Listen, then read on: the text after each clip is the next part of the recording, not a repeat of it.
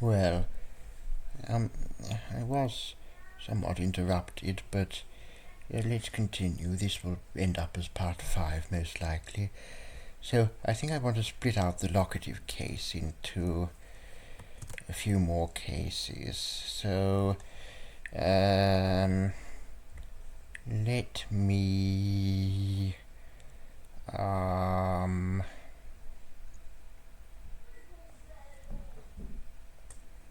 let me look up. Now, this browser is of course going to be too old to use Wikipedia, but fear not, I know a proxy service. If I go to the oldnet.com and scroll down, they have a Wikipedia proxy.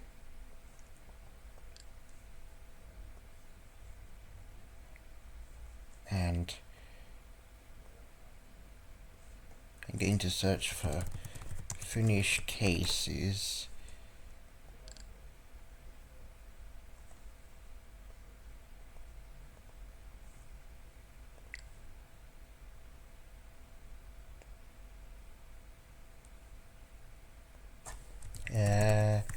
What about just Finnish?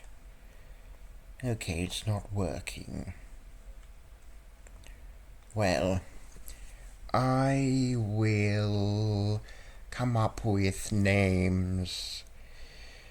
Well, I know what an ablative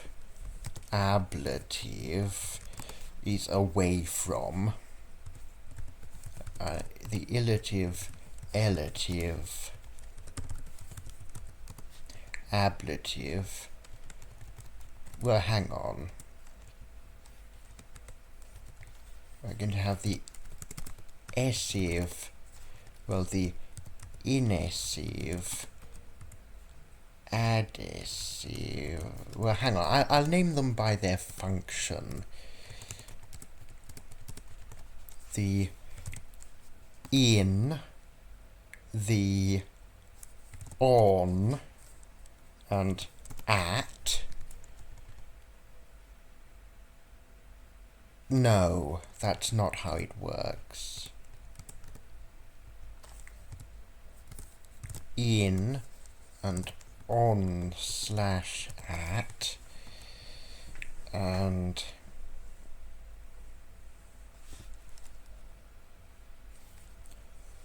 static towards away.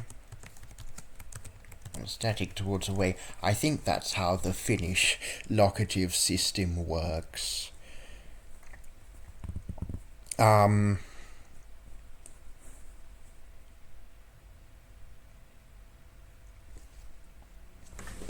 So we might, and I think we want to use the instrumental also functions as a commutative.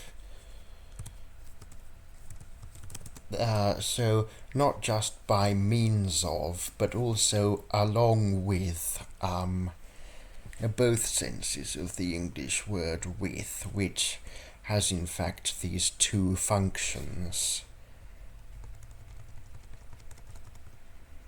Now, I think we're going to go for an agglutinative nominal declension, which can become more, well, what's the word?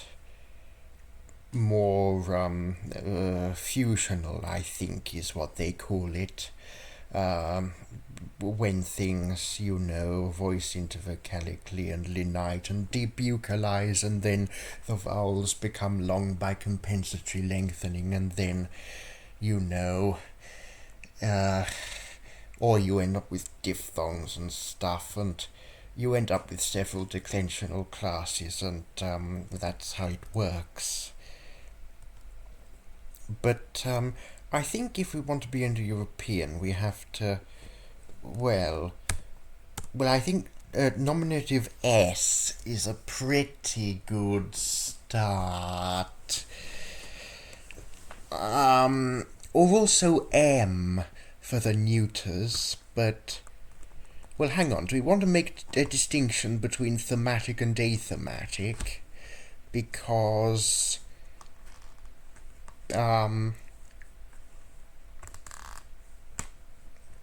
in Indo-European, the athematic verbs are the older type.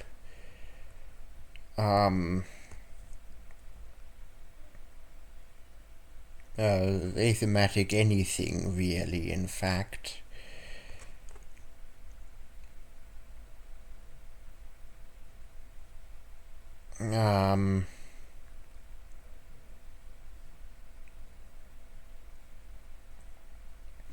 I don't know.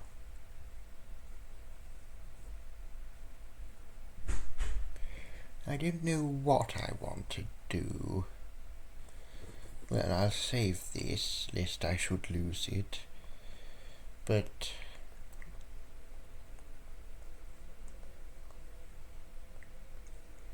what I think I should do... You know, I have another way of accessing Wikipedia. You see, we go to the...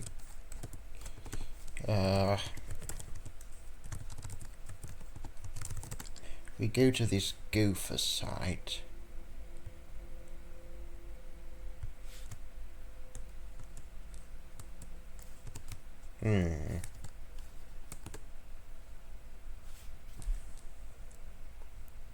Oh, this is strange. I go to floodgap.com anyway. Well, that's got to be secure.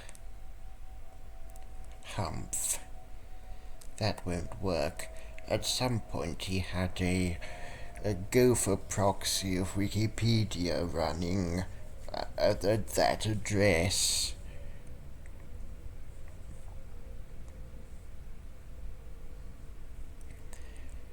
But I suppose, well then we... well, hang on, what vowels do we have? Ooh. I think ooh for the dative. And I think we want something ear.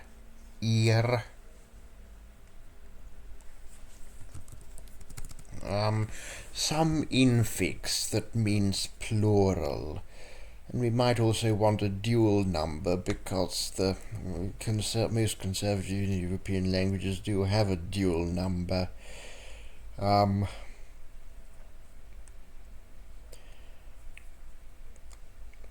Yes, I think so. I think the dual number should have a laryngeal infix or affix that goes, I suppose, after the root and before the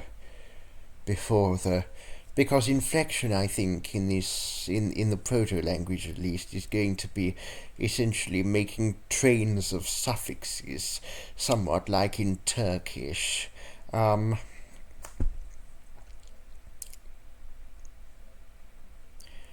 Now, but ooh, for the dative.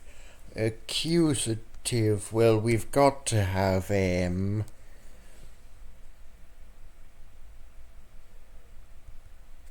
We'll call it or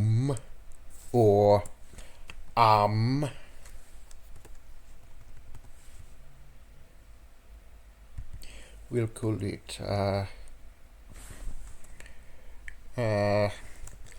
us, and this oo is going to become an o if, for example, the root ends in a uvular consonant, and then the uvular consonants, at least the uvular fricative will disappear.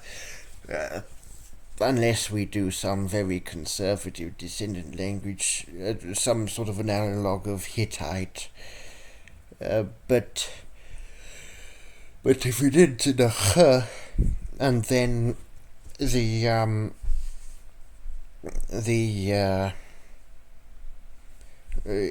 the root ends in a ch, then we go from chas to no, we don't. Chas stays the same. We go from cho to cho, because it has a lowering effect. So, and then the ch drops out, and then we now have a difference between o and o in declension. Some roots take u and some roots take o, and that's the sort of thing that I want to happen, really. Not that it's my particular wish to design the endings so that interesting things happen with them, because that's a pretty unnaturalistic way of going about things, but I do think that a bit of... Now, I think we'd better come up with an order of applying. Order of nominal affixes. Root. I put that in brackets because it's not really an affix. And then we'll say number, and then case. Right. Okay. We're going to have some number affixes. Actually, I'll move this over because it comes then singular, dual, plural. That's going to be nothing. The dual is going to be... I think the plural can be ler, because then we can have what's a thing that sluchleras, a dog, or two dogs, a pair of dogs, more than three or more dogs is sluchleras. Now I think that works very well. Then, for example, we could have the l palatalized before the front vowel to e. Actually, we don't have phonemic, so this is going to be e with a ch, lchir. Is this phonotactically allowed? I don't know. Lchir. Lichr. You know what? I'm going to get rid of the phonotactic constraints and just do what looks good. Lchir, and that will become lcher and ler. And if we did it the other way round, if we did licher, then it would become lechr and then ler with a long e. At least if we do it following the model of Indo-European. The colouring, the vowel colouring, doesn't quite work the same way as in Indo-European, but this is an Indo-European-Adjacent Conlang family, or Clong family, or because it's weird. You start out with Conlang, and then you end up with Clong, and then Ngong, and then Ng. You know, check out my new Ng. People say nowadays, or seem to say. Well, this is my Ng family. Oh, another one. You get Ngong. I think somebody, it might have been me actually, posted about a Ng on Reddit. But anyhow, oh, that's a good duel.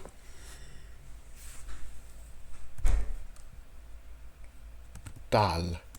I think dull would be a good duel.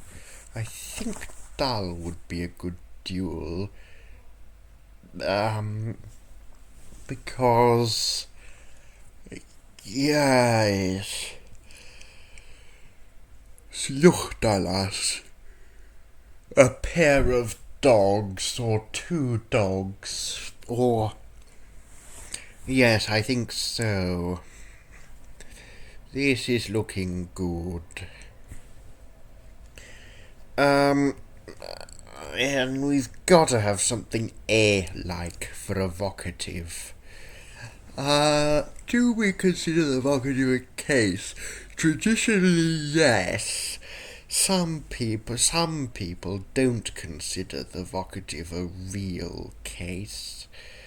But you know, we're gonna do it anyway. Ich. I think ich will, or he. No, ich, because then we get a long vowel, and that could be interesting.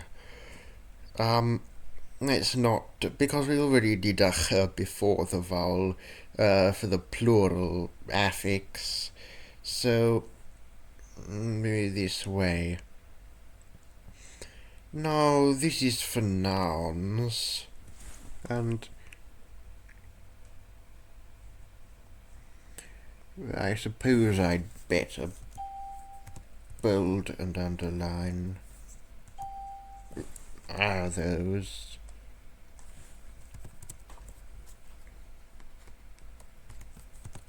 And these.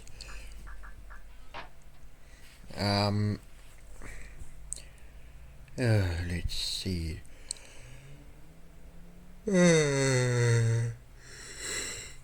What else is there to do? Can we make a...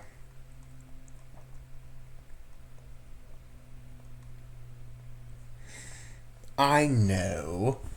Well, we want... Well, I don't know. In Indo-European, you get... In non-Anatolian Indo-European, you get 3 genders, masculine, feminine, and neuter.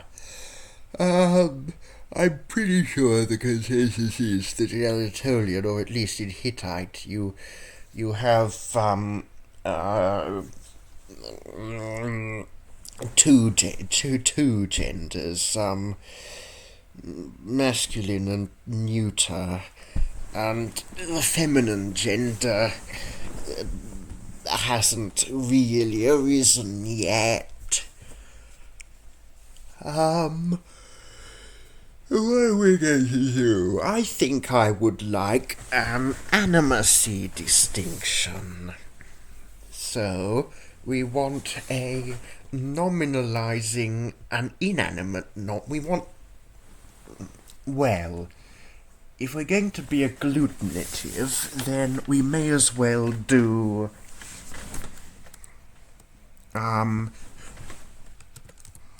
root, then animacy. What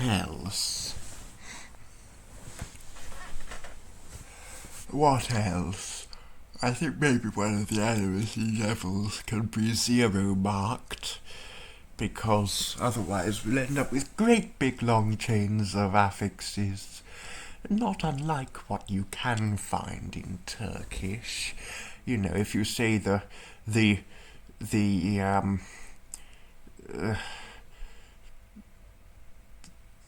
of my feasts or whatever. That's one word with a lot of affixes. But I don't think we're going to do possessives like Turkish, where the declension has a whole bunch of possessive forms as well that are part of the same word. I don't think we're going to do that. We're going to do agentive patient slash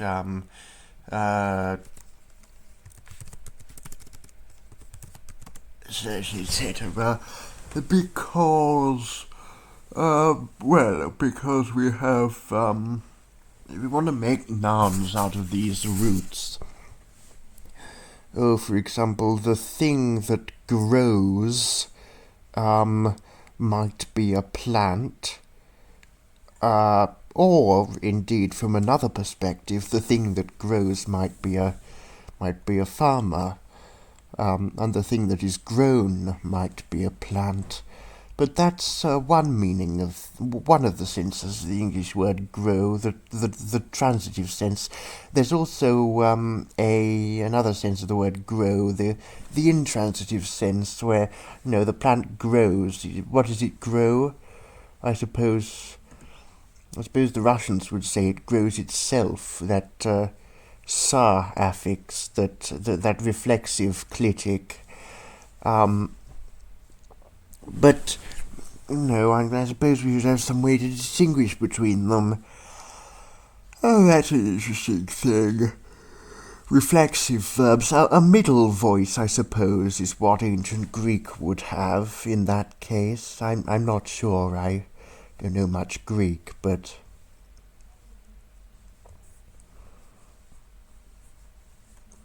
let's see. Let's see.